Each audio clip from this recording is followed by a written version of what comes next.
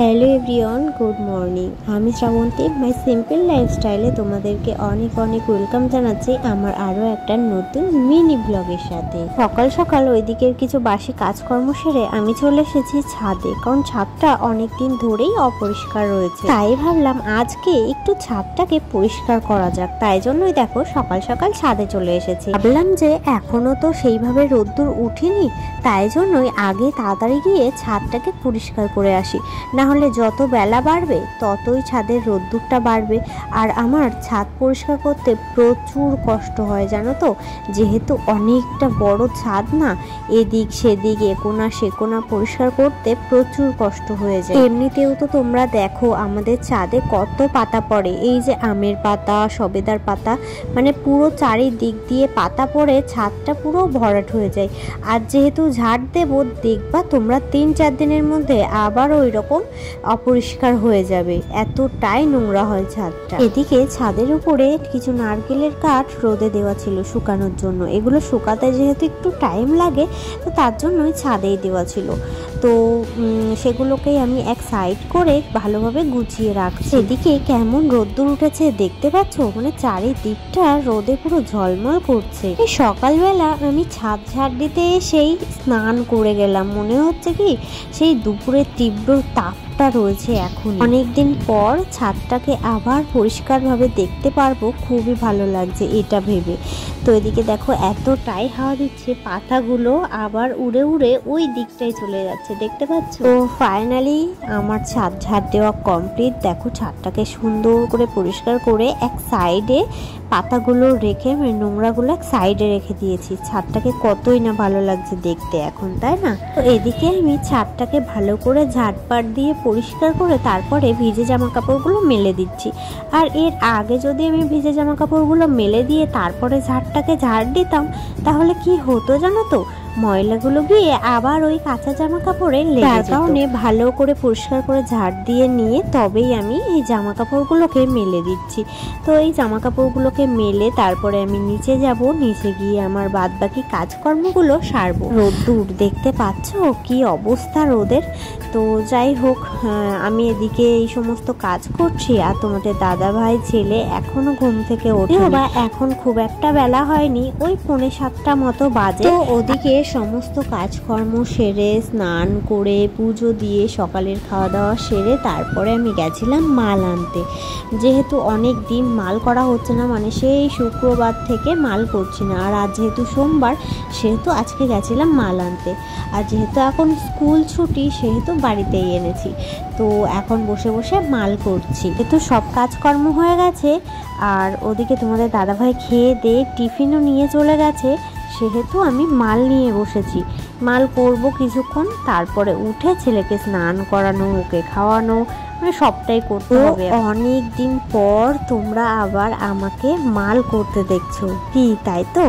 হ্যাঁ বন্ধুরা, অনেক দিন পর তোমরা আমার ভিডিওতে আমাকে আবারও মাল করতে দেখছো। আসলে ব্যাপারটা কি হয়, ছেলেকে যেহেতু স্কুলে নিয়ে যেতাম সেহেতু মাল আর বাড়িতে নিয়ে আসতাম না, ওই বান্ধবীদের বাড়িতে বসেই করতাম। এবার সেখানে যেহেতু ওর শাশুড়ি থাকতো, ও থাকতো, সবার সামনে না ভিডিওটা ঠিক মানে কি বলবো, একটা অকওয়ার্ড লাগে নিজেকে। তো যাই হোক, তার জন্যই তোমাদেরকে আর দেখাতে পারতাম না। এদিকে দেখো এত হাওয়া দিচ্ছে, আমি মাল করতে করতে মোমবাতিটা নিভে গেছিলো, আবারও ধরিয়ে নিলাম। আর বারবার খালি মোমবাতিটা নিভেই যাচ্ছিল, এতটাই হাওয়া জানো তো। আজকে কিন্তু রান্নারও খুব একটা চাপ ছিল না, কারণ কালকে ওই যে কুচে রান্না হয়েছিল তোমরা তো সবাই জানোই। তো সেই তরকারি রয়েছে, এছাড়া মামি ডিমের ঝোল পাঠিয়েছিল সেটাও রয়েছে, মানে সব কিছু মিলিয়ে মিশিয়ে আজকে রান্না করেই নি। আমি সকালে কটা ভাত করেছিলাম আর তোমাদের দাদাভাইয়ের জন্য একটু ডাল সিদ্ধ আলু সিদ্ধ করে দিয়েছিলাম, সেটা দিয়ে খেয়ে চলে গেছে। সাথে ভাত দিয়ে দিয়েছি আর কুচের তরকারি দিয়ে দিয়েছি। এদিকে দেখো ছেলের ছিল দুপুরেও ঠাম্মা বাড়িতে নিমন্ত্রণ, ওর ঠাম্মা বাড়িতে আজকে খাসির মাথা রান্না করেছিল। আচ্ছা তোমরা কে কে খাসির মাথা খেতে ভালোবাসো অবশ্যই কিন্তু কমেন্টে জানিও, ঠিক আছে? আমি কিন্তু ভীষণ ভালোবাসি, এমনকি আমাদের বাড়িতেও আনা হয়, আমিও রান্না করি, খুব ভালো লাগে খেতে খাসির মাথা। তো ছেলে ওদিকে তরকারি নিয়ে এসেছে আমার জন্য, মানে একটুখানি মাংস নিয়ে এসেছে, ও ঠাম্মা বাড়ি থেকে খেয়ে এসেছে। এসেছে প্লাস আমার জন্যও নিয়ে এসেছে। তাই ভাবলাম চলো মাল টাল বাদ দিয়ে মানে রেখে আগে আমি খেয়ে নিই, কারণ সামনে ওরকম একটা মানে রান্না মেনু রেখে আমি কাজ করতে পারবো না। তো যার কারণে মালগুলো তাড়াতাড়ি করে গুছিয়ে নিয়ে আমি খেতে বসে গেলাম। খেয়ে দিয়ে তারপরে একটুখানি শুয়েছি, দুজন মিলে শুয়েছিলাম। তারপরে ওর ঘুমই আসছিল না, তো আমি ভাবলাম চল শুয়ে না থেকে তাহলে বই। এটা হচ্ছে দুপুরে না ঘুমানোর শাস্তি আর কি, যাতে মনে থাকে আর রোজ রোজ দুপুরে ঘুমিয়ে পড়ে। তো যাই হোক, এদিকে ওকে পড়াচ্ছিলাম প্লাস আমি সাথে মালও করছিলাম। আর এদিকে বিকেলে দেখো কিভাবে বৃষ্টি এলো, দেখছো মানে ঝমঝমিয়ে বৃষ্টি এলো।